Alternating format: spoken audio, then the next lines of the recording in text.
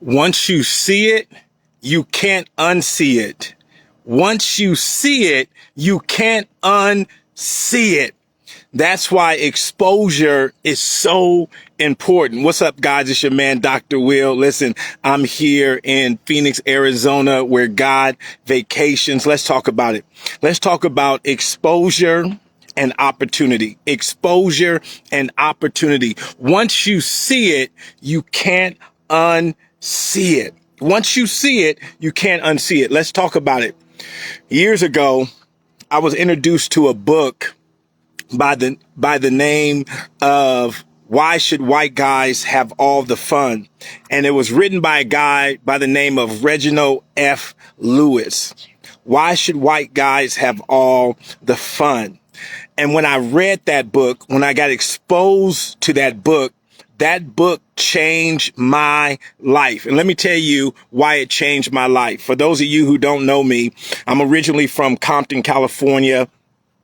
Grew up, raised by my grandmother and a single mother, got into some trouble, was involved in gangs, all that type of stuff, went to jail. But then I had the opportunity, and we'll talk about opportunity in a second. I got the opportunity to go to the Army, And when I got to the Army, somebody exposed me to this book. Why should white guys have all the fun? And in this book, it was the life story. It was the life story of Reginald F. Lewis. Reginald F. Lewis, unfortunately, he has since passed away, but I'm so thankful and so grateful that he took the time to write this book before he died. And so in this book, it's Reginald F. Lewis telling his story.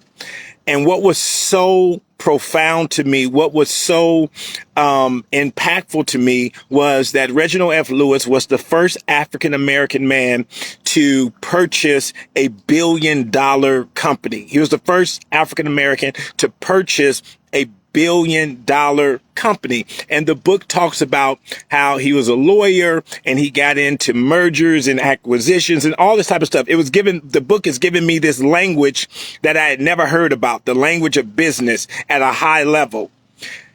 But what was profound for me was I was exposed to a black man that did not play sports, that was not in entertainment, that didn't rap. He literally used his mind. And why is this so important? Because where I grew up, the only people that I saw that had money was drug dealers, were entertainers, rappers, and athletes. Now, I didn't want to be a drug dealer anymore. I wasn't an entertainer. I wasn't a rapper. And I wasn't a professional athlete. And so for me, I thought that accumulating a lot of money was going to be impossible because I didn't do those four things. I wasn't selling drugs. I wasn't an athlete. I wasn't an entertainer. I wasn't a professional athlete or a rapper. But when I read this book, I saw a man that came from similar situations like me.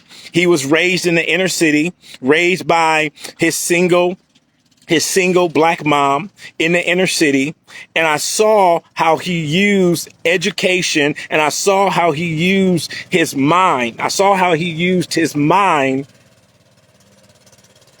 to become a multi-millionaire. I saw how he used his intellect to become a multi-millionaire. And once I got exposed to that, I had a picture now, and I'll never forget. I remember putting his picture on the wall, and then I went and did a photo shoot.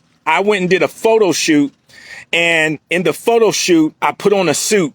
And in his picture, he was standing in front of a bookcase. So when I went to go do my photo shoot, I got in front of a bookcase. And so I had on my suit looking just like Reginald F. Lewis, because now I had a picture. I then knew that I could use my brain, that I could use my intellect. And so I enrolled into college. I started taking classes. I started excelling. Now you're talking to a kid that got kicked out of college because I wasn't focused. But now I'm in college. I'm excelling. I end up graduating summa cum laude, all because I was exposed. That's the power of exposure. Now, let me tell you about opportunity. One of my early opportunities, as I just said, was I went to the military. The military was one of my first opportunities to transform my life. In the military is where I started to learn discipline. In the military is where I got mentors. In the military is where I began to learn how to think about the future, how I began to see a vision for my life. But then let me tell you, one of the greatest opportunities that was put in front of me was the opportunity to grab the microphone. When I decided to become a professional speaker, I realized that I had an opportunity to literally transform my life and build wealth. I said to myself, if I approach being a speaker, a professional speaker, like a professional athlete approach being an athlete, if I would put in the work, if I would have the drive, if I would put in the reps, I could become one of the best. I started to see people like Les Brown. I started to see people like Lisa Nichols. I started to see people like Tony Robbins and Zig Ziglar and Jim Rohn. I saw what they were able to do with the microphone. And I said, if I could grab this microphone and I could be able to communicate ideas at a high level, if I was able to take complex ideas and simplify them for an audience, for an organization, for association.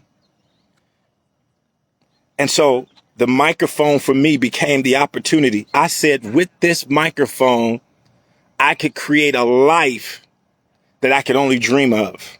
I could create a life that I could only dream of. And that's what opportunity does. So my question for you is, what's the opportunity before you that can change your life if you took it a little bit more serious? What if you didn't just look at that job as a job, but you looked at it as an opportunity? What if you looked at it as a stepping stone to where you want to get to? What if you looked at your education as a stepping stone? What if you looked at it as this is the opportunity? Think about this. If you're in school right now, you're high school, your mom is showing you this. What if you got serious about school? And because you got serious about school, that opened you up for the opportunity to get scholarships, to get money to pay for you to go get an education at a higher level. And that education gave you the opportunity to work for a company. And then that company gave you the opportunity to climb the ladder. And by climbing the ladder, that gave you an opportunity to put yourself in a position that you could only dream of. What if you looked at what was right in front of you? See, for me, when I began to look at the Army, I looked at the Army as an opportunity. I looked at speaking as an opportunity. And when I took the opportunity serious, it changed my life. I'm ranked as one of the top 30 motivational speakers in the world. That same kid that was getting in trouble in Compton is now regarded as one of the top motivational speakers in the world. So let me share this last thing with you before I go. This is a powerful, powerful truth. If you can understand this, this will change your life. There's a thing called facts, and then there's a thing called eternal truth. Let me say that again.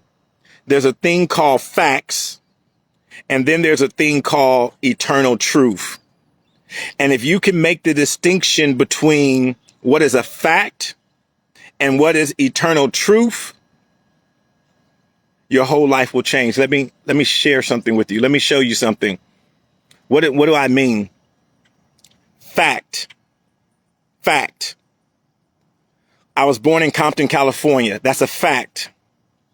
When I was living in Compton, California, they said Compton, California was literally the worst city in America. That is a fact.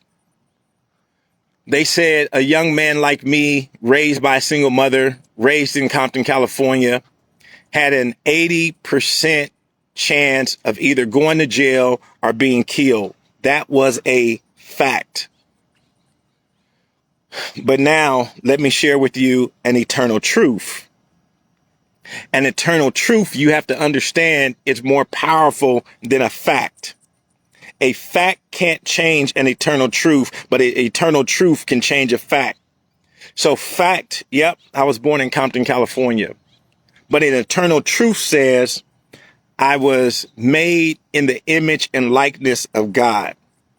An eternal truth says you're going to be blessed going in and blessed going out. You're going to be the head and not the tail. You're going to be above only and not beneath. That's an eternal truth. When I started learning the eternal truth, see, everybody was telling me facts. You come from a single parent home. You've been arrested. You've been in jail. You have dyslexia. All that were facts. But the eternal truth was, for I know the plans that I have for you, to give you an expected end. See, everybody was telling me the facts. But when I started getting the eternal truth changed my life. Eternal truth changed my life. See, they were telling me facts, but what did eternal truth say? Eternal truth says, and we know that all things work together for the good. All things. So me getting arrested, me selling drugs, me getting shot, me getting kicked out of college, all that was working for my good. Now, I didn't know it at the time because I kept focusing on the facts. But when I started focusing on eternal truth, it changed my life. So guys, listen. Go out there and get some exposure. What do you need to see differently? What do you need to see differently? And then what opportunity is right in front of you that if you maximize that opportunity, it would change your life? All right, guys, it's your man, Dr. Will, and I'll talk to you later.